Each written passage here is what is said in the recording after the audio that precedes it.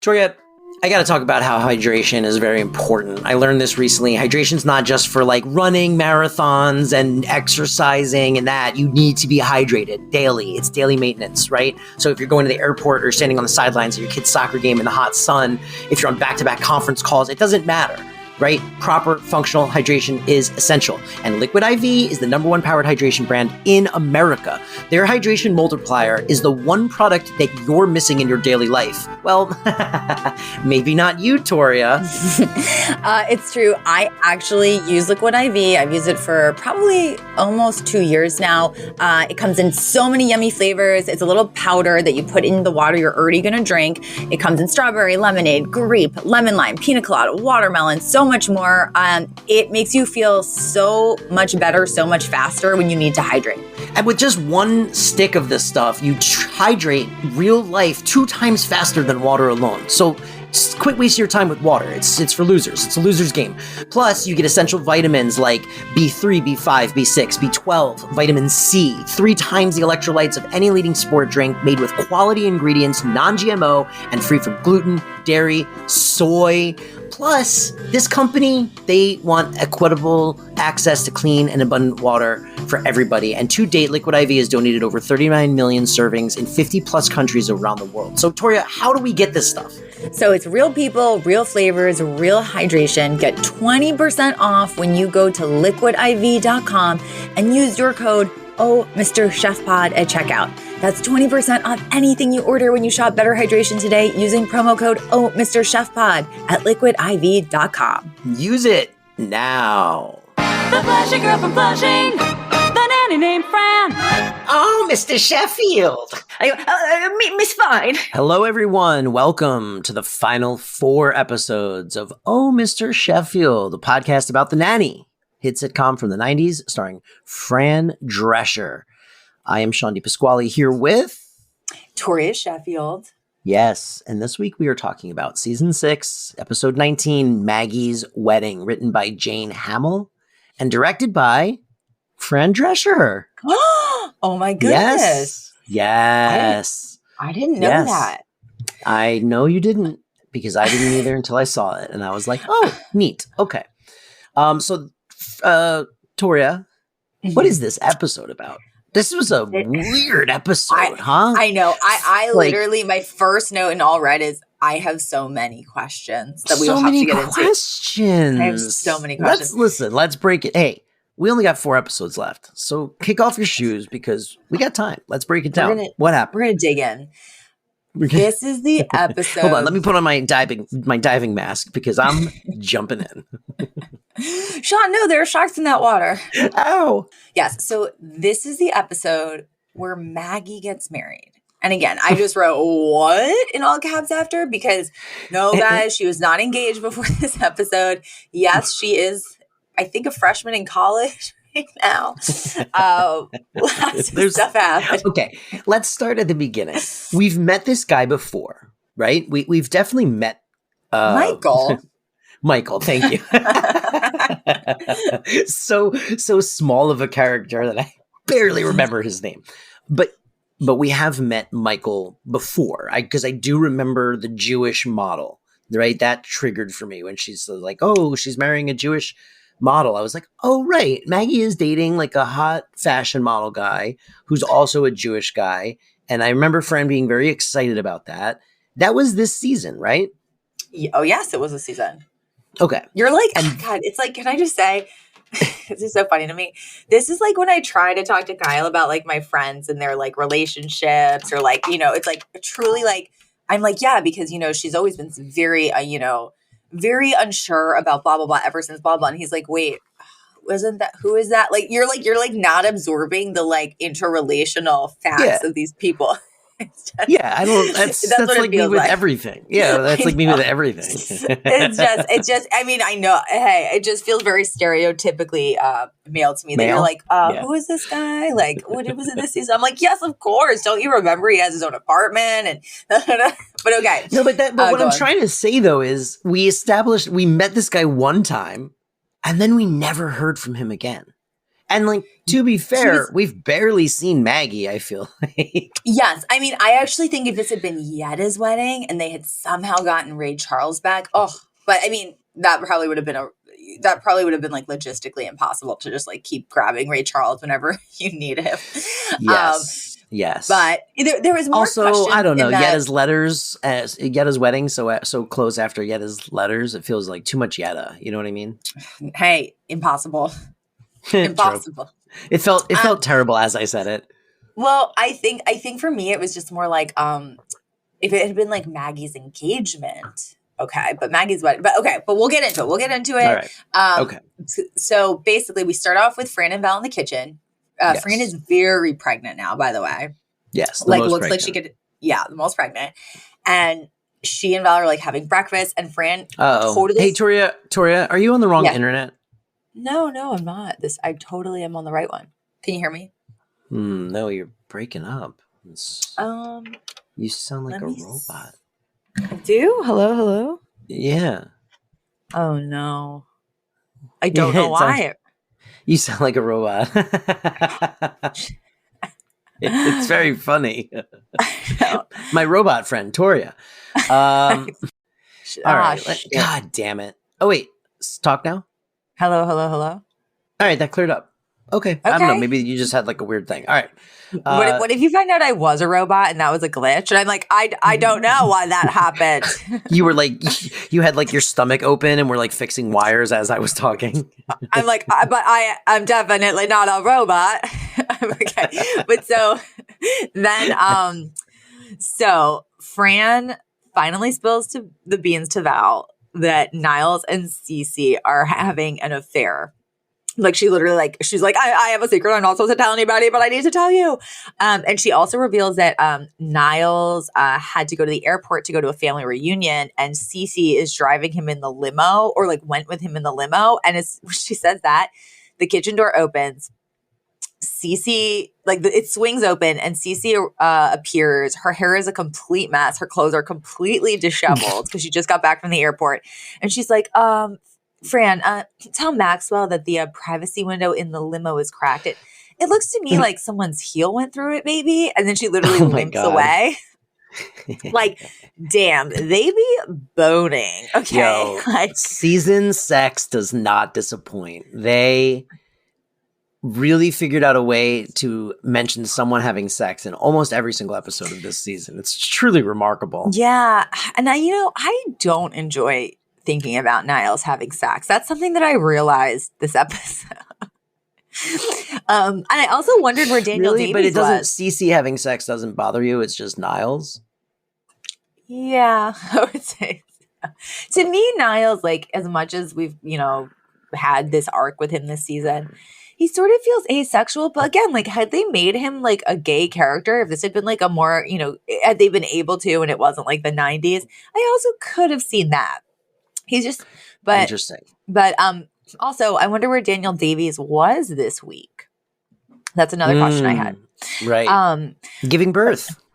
Oh, right. We then cut to the living room, and Maggie and Michael are there. They are making out, and then he turns to her and he's like, "Maggie, I've got something to tell you. I got that modeling job in Japan." And he's like, "And your parents are not going to like what I'm going to say next." And just as he says that, both Fran and Maxwell like happen to both be walking by in the background, and they both stop when they hear that. And then he goes, "I'm leaving in 5 days, and I can't stand the thought of us being apart for a whole year. Will you marry me?" And he like gives her a ring. And I wrote, "Oh my God." Yes. I went, first of all, can't they long distance date? Like it's 1 year. And then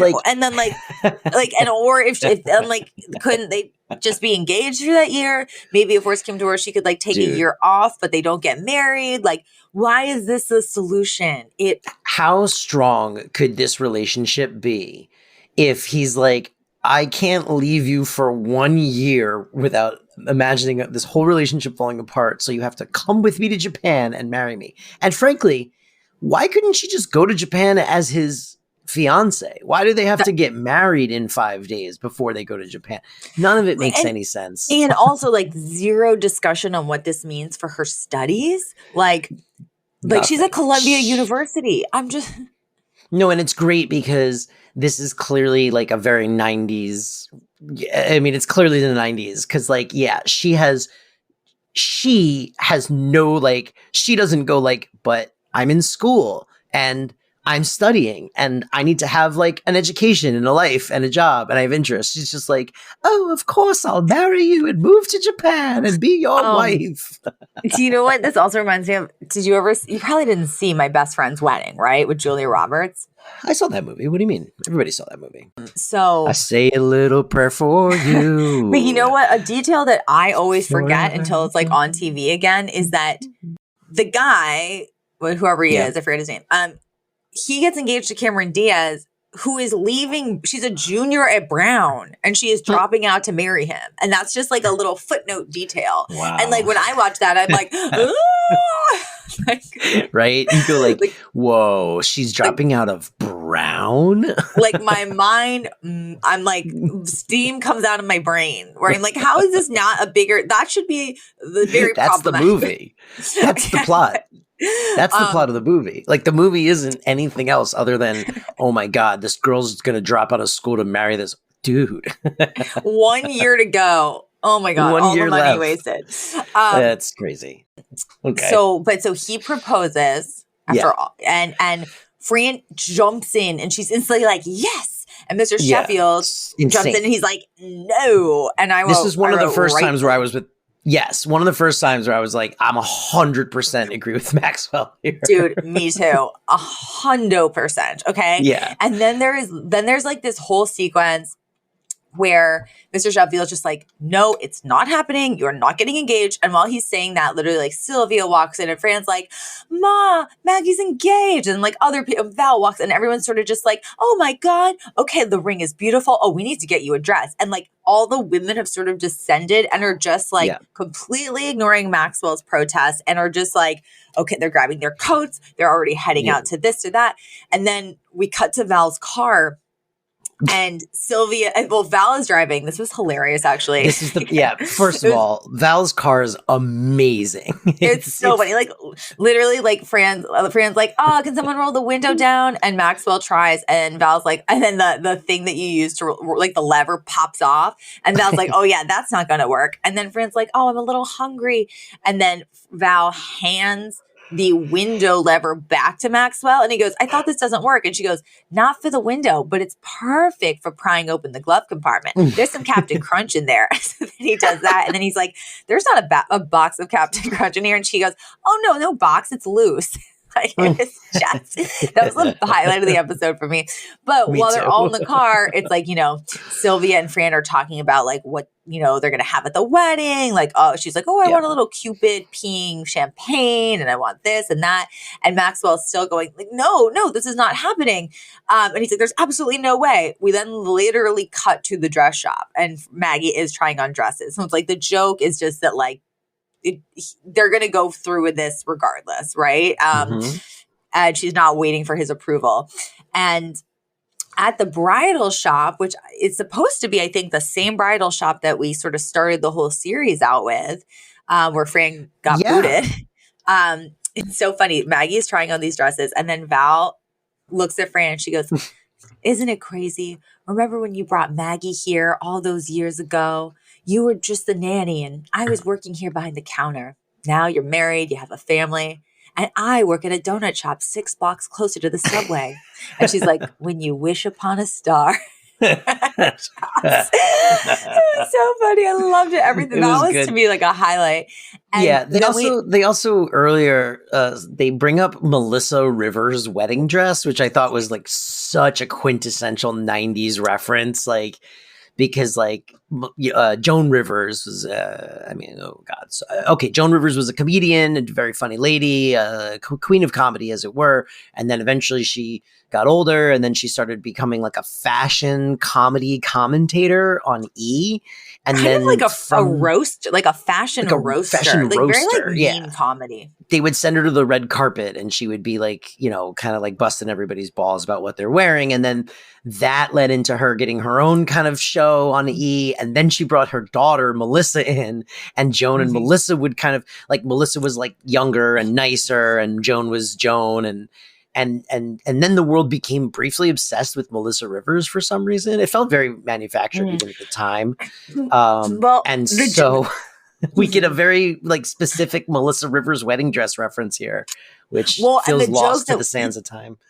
I know it does. But the thing that was funny about this joke was like the woman at the dress shop was like, this is an imitation dress of the one that Melissa Rivers wore. So it's like it's not even like by the same designer or the same dress, but they're like, oh, like they're still it's so a impressed. knockoff Melissa Rivers dress, and they're still super impressed. And it's just really funny that like that joke took no setup in the 90s and basically is meaningless words now, right? Like you wouldn't know unless you lived through it. Would you ever know who Melissa Rivers was? She's completely irrelevant now. Yes, but knowing the reference, it was a very good joke. Like it was a great joke. Yes. No, it was a great joke. That's why I highlighted it though, because it's so interesting to me how like a perfect joke, because it's a perfect joke, right? It's a very, very funny reference. It's like perfectly referential for the time. Not too much setup is needed, but it's like almost meaningless words now if you don't know the reference. It's really interesting. The sands of time, you know, it's depressing. Yeah, it's really crazy. Yeah. Well, I'm sad now. And then in this scene at the dress shop, we then do a flashback to that original scene in the dress shop from the pilot I got nervous episode. This was going to be a clip show. No. Well, I was just like, oh my gosh, like look at how Fran's makeup was different back then, and Maggie was so young, and it was that really beautiful scene though where Fran's like, oh my gosh, you're gonna look gorgeous in this dress, and Maggie's like, oh, but like everyone's gonna be looking at me if I wear something like this, because you know she's had no mothering, she's had like no mom to like guide her through this really awkward like part of adolescence. And Fran's like, maybe everyone will look at you and they're going to see a beautiful girl. And like, just like, that was a really beautiful pilot insert. And it reminded me of like, oh yeah, like, you know, Maggie coming down the stairs and, you know, just infusing life into these kids. But so it was a nice little callback. And I thought it was really also, to your point, you know, that pilot is so good that like when we started this podcast, we were kind of half tongue in cheek, and then both were so blown away by how solid the pilot was that we immediately were like, oh, we're 100% invested in doing this. Yeah. This is a really good pilot. So great writing is great writing. And okay. So then the next scene, Mr. Sheffield is sitting you get that outside. really funny bit at the end of the scene where at the very end of that last scene, you just hear off camera, do you think it'd be rude if I wear this? And they all look, and Sylvia's in a wedding dress. Yes. She's just in a full like white wedding dress. She looks great. Yes. But, like, well, she also had a line when they were still back at the house when Fran's like, Ma, Maggie's getting married. And she's like, oh, I've never been this thin in wedding pictures. It has to happen fast. So silly. Then also it's so realistic where like Margaret Cho used to have this great, very relatable bit to anyone who lived through like the horrible 90s diet culture, where she used to say she was describing how she would go on these absurd fad diets, lose a ton of weight, and then feel like she had to bang as many dudes as possible or as many people as possible because she was like, it's like she Cinderella. Was skinny. Yeah, and be like, you know, because she knew, you know, at midnight she turned back into a pumpkin. And it was great. So relatable to anyone who like has yo-yo dieted and been through all that like grueling nonsense. Same, and, like, girl. Chegou a melhor parte do podcast. É hora de provar a melhor Coca-Cola.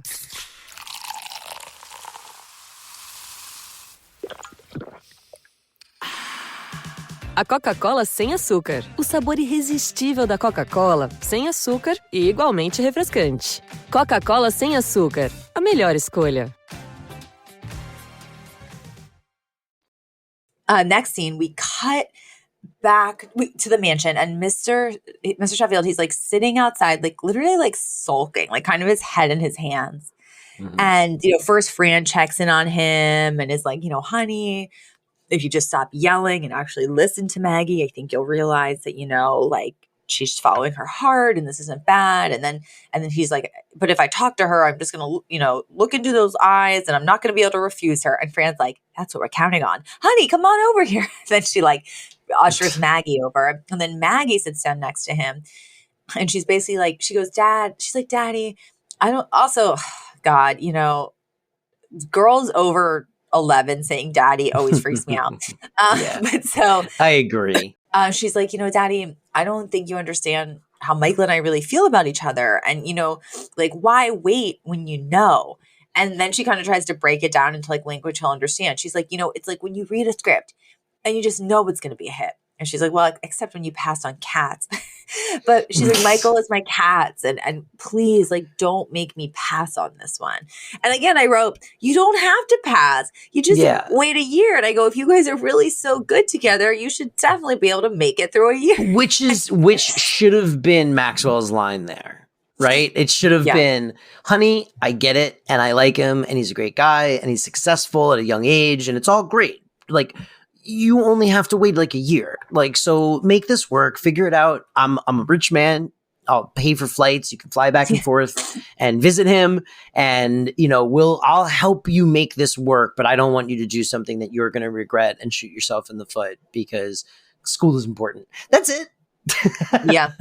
Oh, well, so it's like, she says that to Mr. Sheffield and he's like, you really do love him, don't you? And then he's like, well, like, you have my blessing, or whatever. I was screaming. I know. I think this man should not be allowed to have children. Yeah. He's a terrible father. Well, but you know what? Hey, there's also a bunch of other perspectives because I think I have some friends who didn't grow up with parents that like were really so much like, you need to go to college. And they'd probably be like, whatever, she's a rich heiress. Like college was going to really do nothing for her anyway. Like she was probably just going to like get that degree and then eventually go like, travel through Europe and then like, not do anything for real anyway. So, so maybe there's also some practicality in that.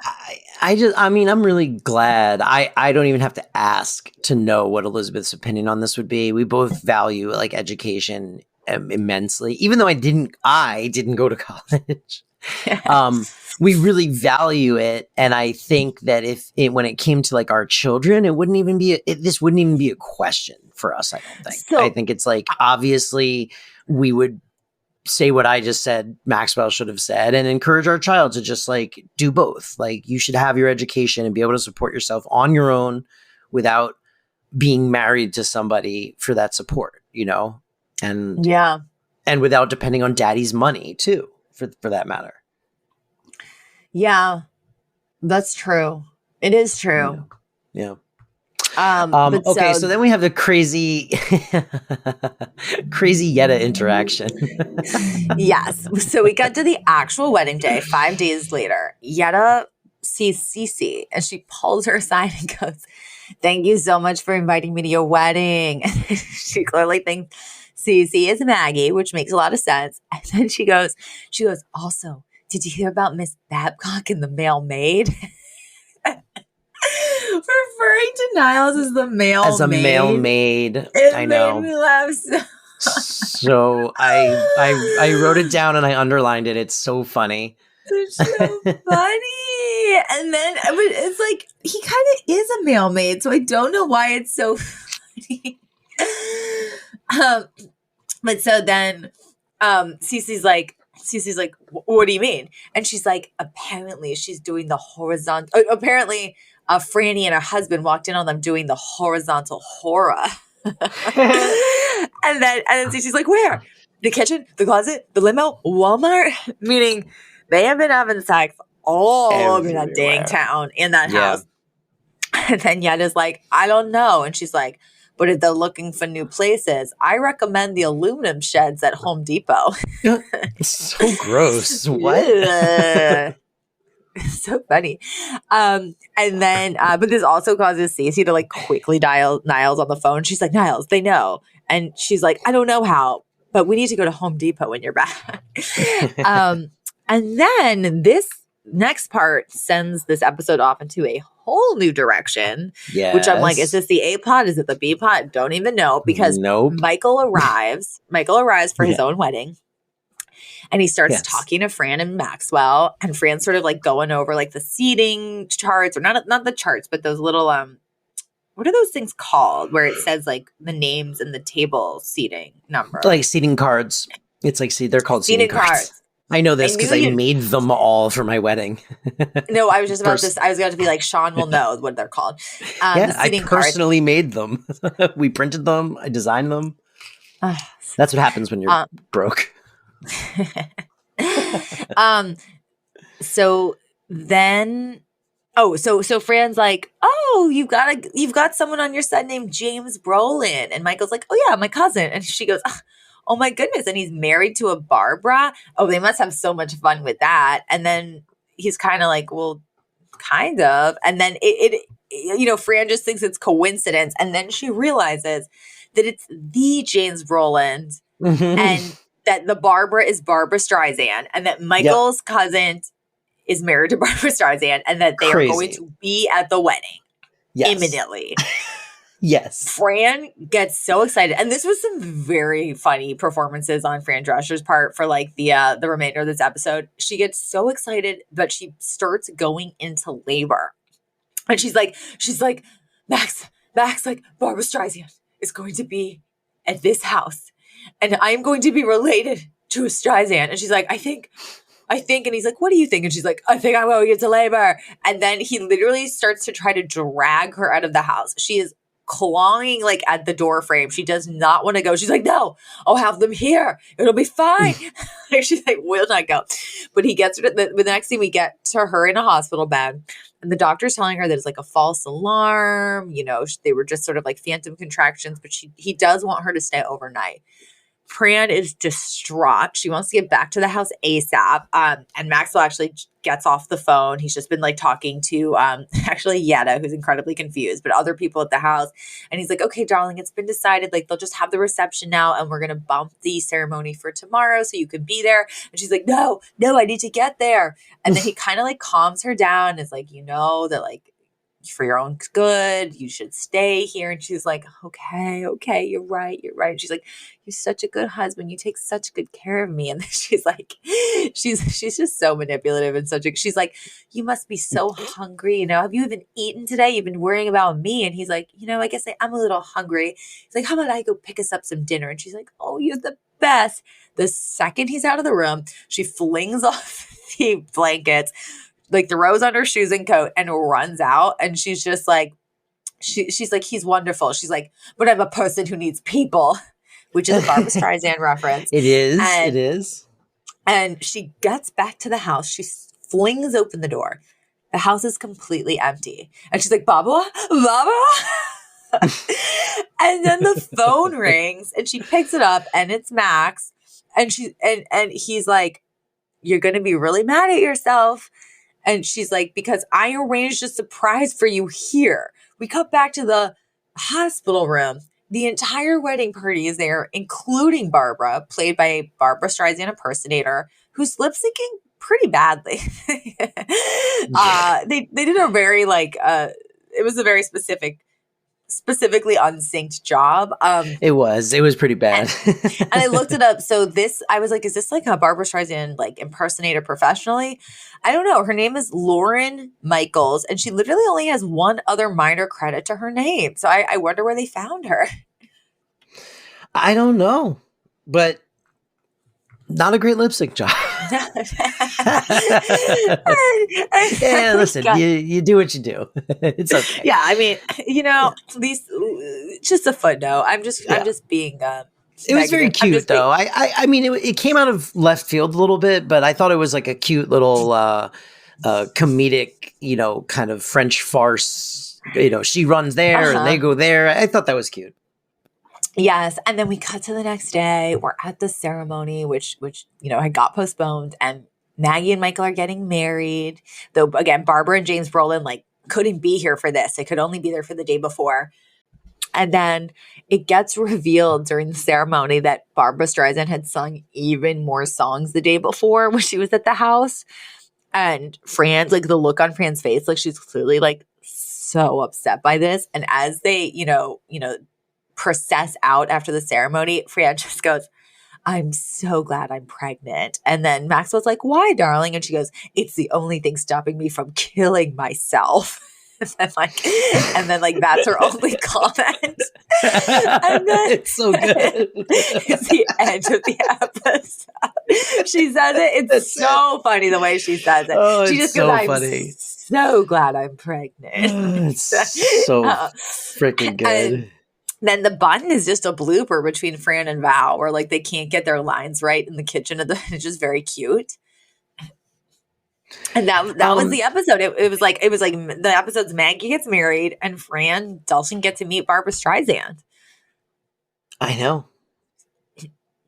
And I guess that's it. Maggie's moving to Japan.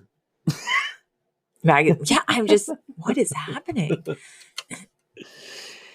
I don't know. What is happening? Listen, it was an interesting episode. I don't know. What do you think? I mean, there was parts of it that I thought were very funny. It's the writing is still very funny. It's just I was like, I don't like that. I don't like that this happened to Maggie. And that's, but the thing is, it's like, part of me is like, oh, we're over analyzing. It's just a funny episode, but I guess that's what we do. We literally have a whole podcast, so we are going to overanalyze. Yes, we got to fill the time. So I don't, I'm not trying to rag on the episode. I do think that it felt a little left field. I think it's not what I would have encouraged as a parent personally. And I guess if they had more than 22 minutes, they maybe would have had an extra scene where maybe there's some discussion of some of that. That was the only thing that really felt missing to me is I wish Maxwell, as the voice of reason in this episode, would have at least expressed more than just being like, no, I don't want it. And then going right to okay, if it makes you happy. I wish there had been a sort of hey, I really want you to do this. And because they also could have said, Maggie could have been like, well, I've already transferred to a school in Japan and I'm going to finish out, or I don't know. Do it on, did online exist? Here's an alt version. Okay, here's my alt version. Okay. The episode is, him proposing.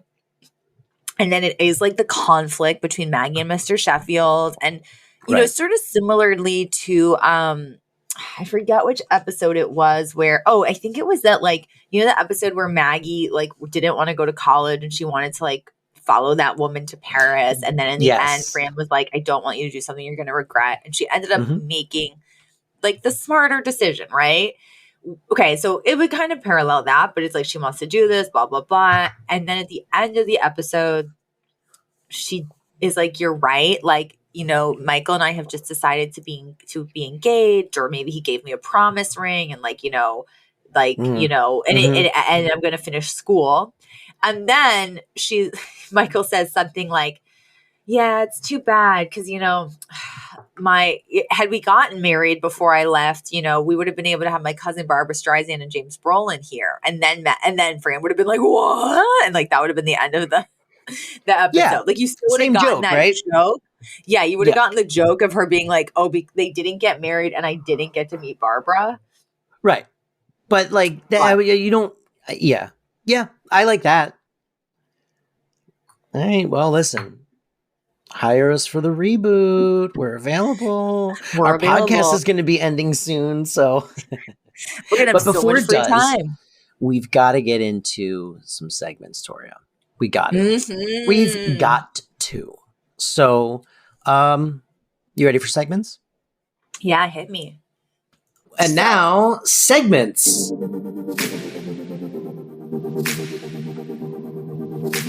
Are we ready for segments? We are so ready for segments. Let's go. All right, so segment time. Segments. Should we move on to our segments? Should we get into our segments? Segments with Sean and Toria. Ooh. Moody and electronic. Yeah. All right. What is the genre?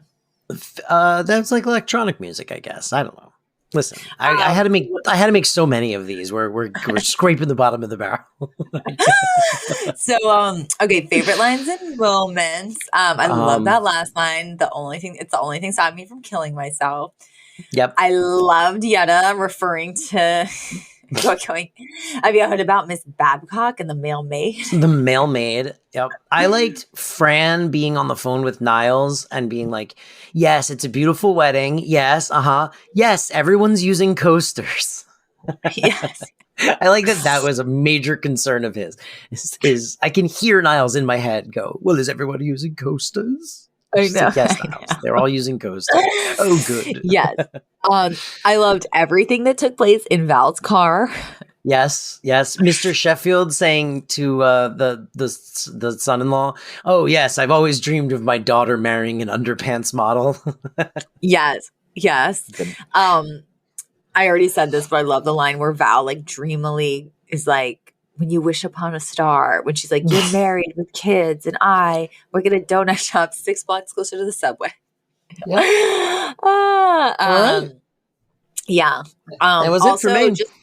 This wasn't like a line that like necessarily cracked me up, but did you notice when she goes, "Barbara, can you hear me?" That of course is a Yentl reference when Barbara goes, "Papa, can you hear me?" Hear me? Yep. And I would assume, I don't want to assume anything. I would assume that a lot of our listeners know Yentl, but in case you don't, it is a movie starring and directed by Barbra Streisand. It is a classic, and it is about a young woman in Europe, a young Jewish woman living in a shtetl. Yeah, and it was probably like what, like the turn of the century. Like around the turn of the century, and her father, who is he studies Talmud, and he dies, and she has always loved studying herself, but as a woman, she's not allowed, so she poses as a man in order to be able to study Torah. Yep. And it's a classic. Everyone should see it. And a lot of people feel that Barbara was robbed of the Oscar for Best Director that year. Well, do you remember? I'm pretty sure that she was the one who announced the Oscar she announced the winner the year she lost. No. That's cruel. No. I want to say it was like Catherine Bigelow or something. I forget. Like it was like the first female director, and she literally looked at it and she goes, "It's about time," and then she announced a female winner, and it was kind of a nod to how like she didn't get it too. She didn't get it. Yeah. Yeah. Catherine Bigelow, also known as Deuce Bigelow. Catherine Bigelow, male gigolo. Yep. So, okay, so that was favorite lines and moments. What else? Then Yiddish. We had a great line. It was Mispuka when Mishpuka, because basically Brighton walks in after everyone has walked out after Maggie gets engaged, and it's just Michael and Brighton's like, "What's up?" And Michael's like, "I just proposed to your sister, but then Fran wouldn't let your father talk. Sylvia has the ring," and they all walked out. And he just goes, "Welcome to the Mispuka, bro." As if like, yeah, that's what you're getting yourself into. And it was so cute that Brighton said that. Also, this isn't exactly Yiddish, but Mispuka meaning family, right? We've done this one before. We also had the word hora, as in like the horizontal hora. Hora is a traditional dance performed at Jewish weddings where the newlyweds are lifted in the air while the family and friends dance in circles around them. And during the hora, the couple each hold one end of a handkerchief or napkin to signify their union. We did that. You did that. And so, at my cousin's wedding, it was like her husband not Jewish, our family, like, the Jewish side. All of the guys basically were on the not Jewish side, and none of them were Jewish, and nobody knew that you only really lift people up on chairs for like a minute, right? They were trying to do it the entire song, and I was literally afraid someone was going to have a heart attack. I wanted to be like, guys, you can let them down now. You can let them down. It was too much. Okay. But so imagine you tried to hold them the whole night. No, I'm telling you, it was far too long, and they just didn't know. And then the bride's like, I have to go to the bathroom, and they start to walk the chair that way. So then, Nanny trivia. We have fun here. Hey, we have fun here. Hey, we're just joshing. It's good now. Hey, it's good now. Okay. Hey, we're not getting a divorce. Wouldn't it be funny if the podcast broke up 3 episodes to go? We get in a huge fight tomorrow, and then we announce that we're not doing the final 3 episodes. Oh my God. Okay. So this trivia, there's 2 parts. The first thing, it dovetails perfectly with this episode. I did not know this episode was coming up, but I am listening to Barbra Streisand's memoir on Audible. No affiliation, not a plug for Audible, but I will say it's a 48-hour memoir. Not kidding. It is, but it's delightful. She's an incredible narrator because she was an actress before she was. Oh, she narrates. That's kind of fun. I like when people narrate their own memoir. Yeah, her memoir, and she is very. So I didn't realize that she totally dreamed of being an actress and a movie star before she even knew she had a good voice. And she was in like serious acting classes, and she was kind of ignored as a kid. Like she was like from literally like, the projects in Brooklyn. Her mom didn't pay any attention to her. And like, no one was like, you've got something, special. Like she was basically just like, I worked at this Chinese food restaurant to earn money for shoes. And then I like also did this. And then like, no one was paying attention to her. But so in the memoir, and maybe like 5 chapters in, and she's talking about like the very, very early stages of her career where she was like 16, 17, and she was starting to get bookings like at this nightclub or that, or this act. Renee Taylor is mentioned like at least twice already. Really? Yes. I was like, why? How do they know each other? They work together? No, like Renee Taylor was also like, a kind of a comedian, a performer. I don't think she was singing, but she was like, they'd be like sort of on the same lineup at the night at a club. Wow. Or a little, and so Fran was just 1 degree away from Barbra this whole time. Yes. And like when you think about it, like, well, it made me just get sort of like even a greater appreciation for like, for Renee Taylor. Cause I think when we started watching this, we were just like, oh, it's the lady who was cast as Fran's mother. And we didn't really know anything about her. And then we dug a little deeper and we were like, oh my gosh, like she actually in her own right, like had been nominated for an Oscar for a screenplay. And oh my gosh, she had this really successful play on Broadway and blah, blah, blah. And was like a writer and a creative. And like, we kind of learned all that. And then you're like, oh, and like she came up with like Barbra Streisand. And actually like, I think Joan Rivers was actually mentioned as well so far, like these other people in the scene in like the 60s, the early 60s. And, for Barbra Streisand to even like be like, yeah, this was a significant sort of part of my story. I was like, oh my gosh, like so cool. And I think it was like, I think they shared a dressing room or something. And like, she mentioned something that like Renee Taylor said to her or something. Then also it kind of reminds you like, oh, Renee Taylor's so famous in her own right that like Barbra Streisand like mentions her without even like saying who she is, like just with the understanding that like, oh yeah, like if you're aware of like who's who in this world, then you're going to know Renee Taylor, Yeah. Yeah. So hats off to Renee. That's so cool. And then you know what? I'm actually going to save the next bit of trivia for next time. Ooh, Dun, dun, okay. Okay. dun. Okay. Let me. What a good tease. All right. That's fun. We Uh-huh. got to string this trivia out because we only have 3 more episodes after this. Tori. Stop. I'm so Stop. sad. Now I'm getting verklempt. I know. I'm getting I got genuinely sad this morning. I was like, oh. Can I just say, we have been getting so many beautiful messages from listeners who are like really sad too, and are Yeah. saying how much they've loved listening to us. And, you know, Yeah. we will have done this for literally like 3 years I when know. we end. Isn't that bizarre? I know. It is bizarre. It is, right? It's pretty crazy. I don't know how we did it. Like, it feels like a flash. If you had told me we've been doing this for a little over a year, I'd be like, yeah. I agree. Yeah. I mean, it Me did. too. We started in the pandemic, right? Let's Mhm. see. I got an email in our email when I created this email account, right? I got an Apple ID, April 16th, 2021. But that way you got an email account for us. But that That came was- later. That was like That was later, we had right? it. I think we start in early April, or did we start recording in March?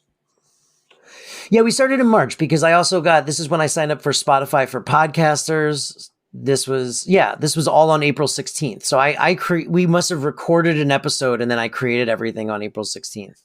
I think that because we started, yes, the email account was came several, almost like a month in at least to all of this. And Yeah. we definitely started social media earlier. And I think we had several in the can before we released. So Yeah, so if the finale airs sometime in early March, it's basically a full 3 years that we did this show. We did 6 seasons in 3 years. It's crazy. Well, you know what? And my only the thing that I wish I had done differently, but I don't know how I could have. We started this during COVID, and I was able to really keep up with social media, and I would make like little clips of like teasers for the next week. And then of course, I had to go back to work and work more full time. Yeah. And I think I would have really pushed our social media more if I had had the time and had those teasers and really posted every other day. Yeah. But listen, we did the best that we could. I think we have a phenomenal audience, and I think that they really have helped build a community and a fan base. And someone recently suggested to us, what if we did I Love Lucy as our next podcast? Oh my god. That's interesting. That's actually interesting.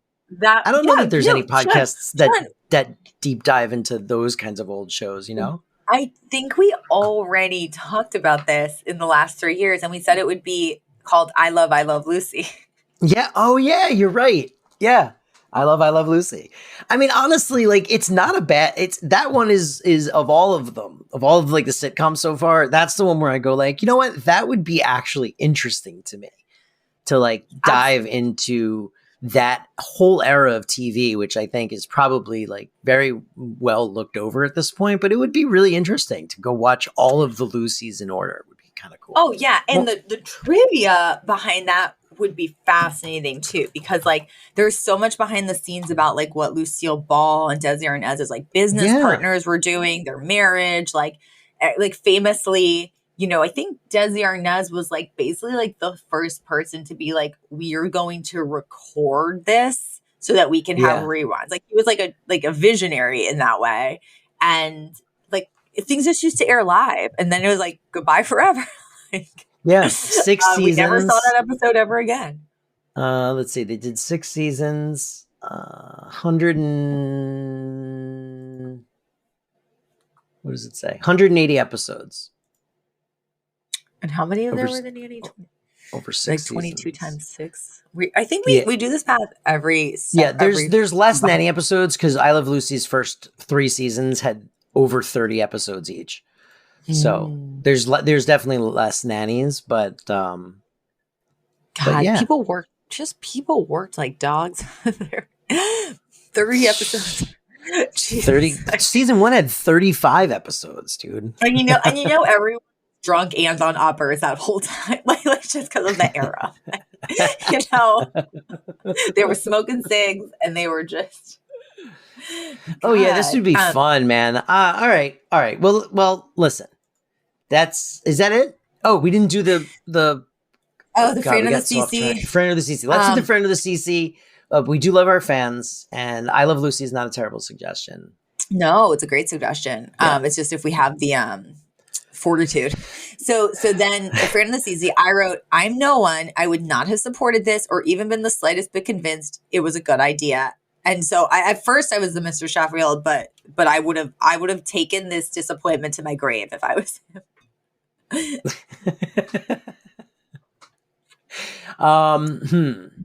Who was I this episode? That's it. You know, these get harder and harder as these episodes go. I guess I was Mr. Sheffield.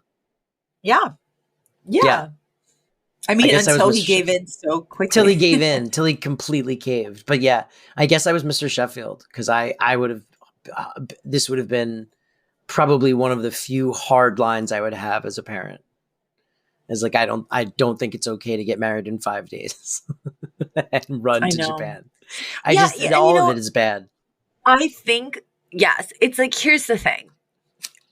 If your kid, and I think you could probably appreciate this based on your experience, if your kid really comes to you and is like, college is not for me, this is not my path, and like I tried it and this or that, and you like know your kid and you can kind of see that maybe it's just not right for them, to me that is totally different than getting married at 19, which is a very permanent, like, you know, huge thing. And it's like, you don't know yourself well, you are still in new relationship hormones, you have not like had any real experience, you know, you're just like, to actually do that to me is crazier actually than maybe deciding that you are not a college person. And then I also think moving to a foreign country on a whim, also scary. So it's like, I think maybe the thing that I was like kind of like going back and forth on, I actually do think that like some kids might not be for college. And I think that like we're learning that, right? That like people's paths are different. It is actually the getting married so young that I think is the crazy part. Agreed. I think it's the getting married so young. I mean, I also think it's the rushed, look, not to get too deep into spoilers for the next episode, but a very similar situation happens between Brighton and Maxwell in the next episode. And I think that was actually handled well. So, yeah. So, yeah. All right. Well, listen, we've got so few of these left. I'm glad we decided we're gonna slam the brakes and really leisurely stroll our way through these final episodes. So I hope this was fun for everybody and not boring, because we certainly meandered our way through this one. Yeah. And on that note, you know where to find us? Oh, yes, do that. Oh, Mr. Chef Pod on Instagram and X. And then Mr. Sheffield Pod at gmail.com. Say hi. We love you guys. We love hearing from you. And we will see you next week. That's right. All right, Sean. All right, Toria. Bye-bye. Bye. And now, segments.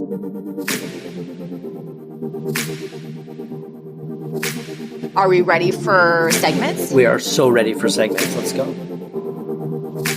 All right, so segment time. Segments. Mm-hmm. Should we move on to our segments?